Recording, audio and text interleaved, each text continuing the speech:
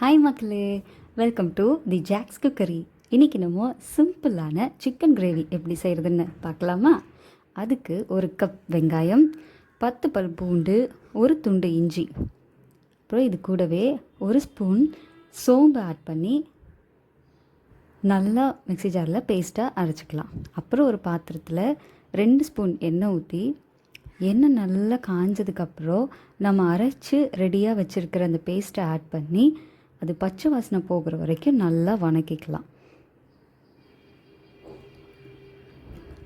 இது நல்லா வணங்கட்டும், நல்லா அந்த பச்சை வாசனை போகட்டும்.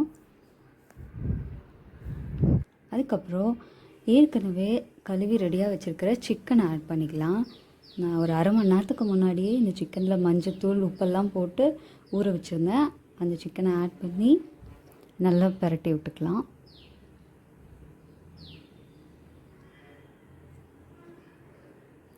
சிக்கன் நல்லா அந்த பேஸ்ட்டோடு கலந்து விட்டு நல்லா பரட்டி விட்டு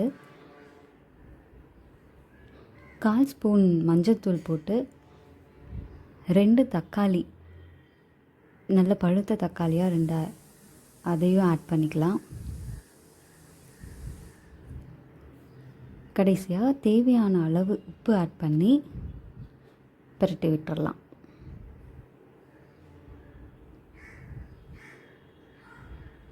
அப்புறம் ஒரு 10 நிமிஷத்துக்கு மூடி போட்டு சிக்கனை வேக விட்டுறலாம். ஃபஸ்ட்டு தண்ணி ஊற்ற வேண்டாம், அது அந்த ஆவிலே வெந்துடும் நல்லா. 10 நிமிஷம் கழித்து ஓப்பன் பண்ணி பார்த்தா நல்லா சிக்கன் தண்ணி விட்டு வந்திருக்கு பார்த்தீங்களா? இப்போ நம்ம மசாலாஸ் ஆட் பண்ணலாம். 2 ஸ்பூன் மல்லித்தூள், 2 ஸ்பூன் கறி மசாலா,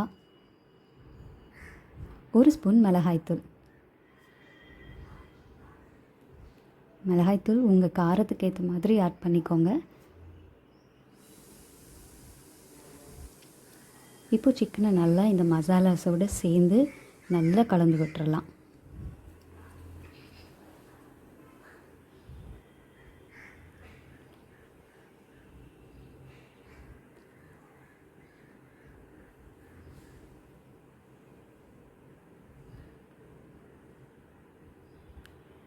நல்ல மசாலாவோட சிக்கன் பரட்டினதுக்கப்புறம் உங்களுக்கு தேவையான அளவு தண்ணி ஊற்றி மறுபடியும் ஒரு 10 நிமிஷத்துக்கு கொதிக்க விடலாம்.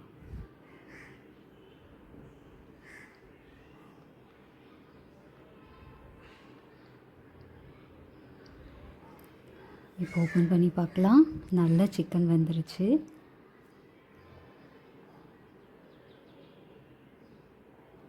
கடைசியாக ஒரு கைப்பிடி கொத்தமல்லி, கருவேப்பிலை 2 ஆட் பண்ணி மிக்ஸ் பண்ணி ஸ்டவ்வை ஆஃப் பண்ணிடலாம்.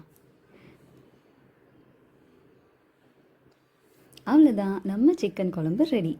நீங்களும் மறக்காமல் உங்கள் வீட்டில் ட்ரை பண்ணி பார்த்துட்டு எப்படி இருந்தது அப்படின்ற ஃபீட்பேக்கை கமெண்ட் செக்ஷனில் சொல்லுங்கள். தேங்க்யூ.